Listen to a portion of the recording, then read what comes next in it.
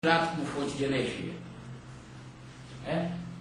Utilizando mais carboidrato como fonte de energia e pouca gordura e utilizando mais ainda proteína, então sai do objetivo nosso que é reduzir o percentual de gordura nessas pessoas. Então, fazendo uma breve resumo, no substrato energético, na atividade física, as atividades físicas de média intensidade e de alta intensidade utilizam parte de proteína como fonte de energia.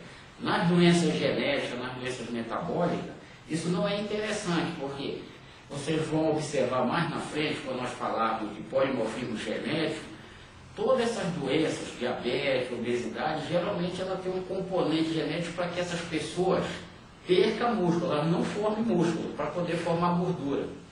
Formando gordura, obviamente, todas aquelas doenças associadas com hipertensão arterial, doenças osteoarticulares, infarto, derrame, vão associar.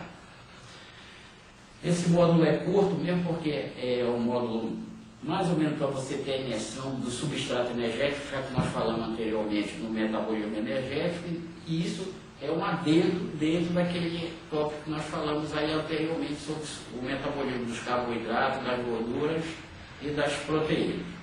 O substrato energético vai ser de fundamental importância para isso. Dependendo do VO2 máximo que você está utilizando, do tempo da atividade física e da intensidade desse exercício, é que você vai estar utilizando ou gorduras, ou carboidrato, ou proteínas como fonte de energia. E não lembre-se que no metabolismo hormonal eu falei que dependendo daquele tempo mais curto ou mais entre as séries, principalmente na musculação, você vai estar mantendo na concentração no sangue uma quantidade maior desse ou daquele hormônio. Por isso que é muita intensidade você jogar com isso. O tempo, principalmente na musculação, entre as séries, quais os hormônios que você vai querer em maior quantidade na corrente sanguínea. No caso da musculação, aliás, no caso da atividade física aeróbica, é muito importante a frequência cardíaca. Pela frequência cardíaca você determina qual a fonte de energia que você quer para esse exercício, em termos de percentual. Se você quer mais carboidrato, se você quer mais gordura, ou se você quer usar também proteína para perder peso. Geralmente aquelas pessoas querem perder peso, mas numa fase mais avançada, para evitar que dê um efeito sanfona e que o metabolismo basal dessa pessoa baixe muito. Nós vamos voltar já em seguida com outro tópico sobre o módulo básico, que seria mais ou menos as rotas metabólicas alternativas. Aguarde só um minutinho que nós já voltamos.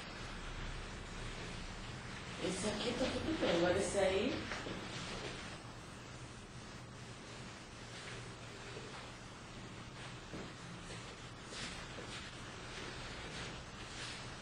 Voltando, dando continuidade ao nosso módulo sobre metabolismo basal, vamos dar uma passada agora rapidamente sobre o metabolismo intermediário.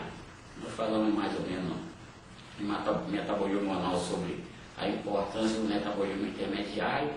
Num raciocínio nosso, do nosso serviço, e do nosso personal trainer, da nossa nutricionista que nós trabalhamos, o foco principal é isso. Então vamos dar uma olhada. Vou passar aqui para esse lado para não cortar a visão de vocês. Aqui, por exemplo, observe, o metabolismo intermediário é o nosso tópico de hoje, de agora, né? Falamos sobre substrato energético, sobre metabolismo energético. Então, metabolismo energético é uma coisa, substrato energético é um outro tópico, tá certo? Observe, o metabolismo hormonal, lembre-se, volte lá, o metabolismo hormonal, lembra da divisão, vamos fazer a revisão de novo, a gente solidificando o nosso raciocínio. O metabolismo hormonal tem os hormônios anabólicos e os hormônios catabólicos, tem os hormônios lipolíticos e tem os hormônios lipogênicos. Lipolítico queima a gordura, lipogênico forma a gordura. O metabolismo energético, o metabolismo dos carboidratos. O carboidrato pode ser carboidrato simples, ou de índice glicêmico alto, carboidratos complexos, ou de índice glicêmico baixo. O metabolismo das gorduras, o metabolismo das gorduras é dividido no metabolismo do colesterol e metabolismo dos triglicéridos e o metabolismo das proteínas. As proteínas são formadas pelos aminoácidos. Nos casos de musculação é muito importante a glutaminas e os aminoácidos de cadeia ramificada.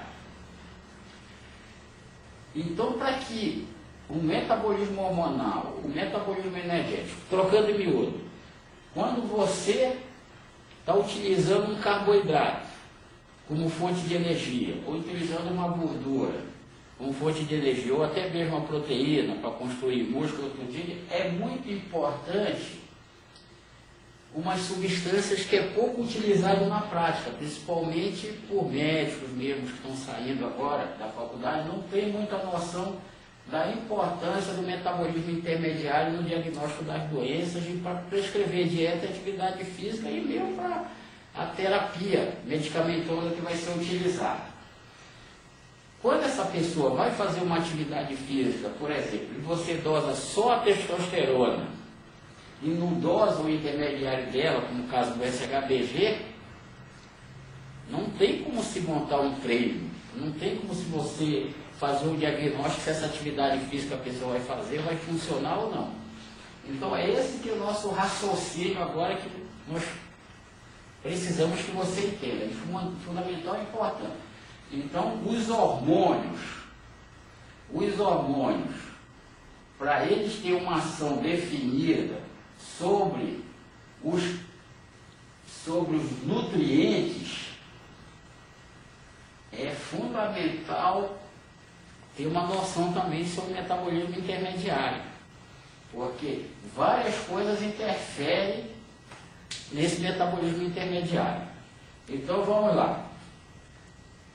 O metabolismo intermediário na prática, o Júlio já está dizendo, são substâncias, uma das comuns que todos vocês já conhecem são as vitaminas, mas no nosso caso aqui, as vitaminas já são muito batidas, vitamina complexo B, vitamina A, elas têm as importâncias delas. Mas na atividade física, mesmo, o que intermedia os hormônios anabólicos, os hormônios hipogênicos, é o metabolismo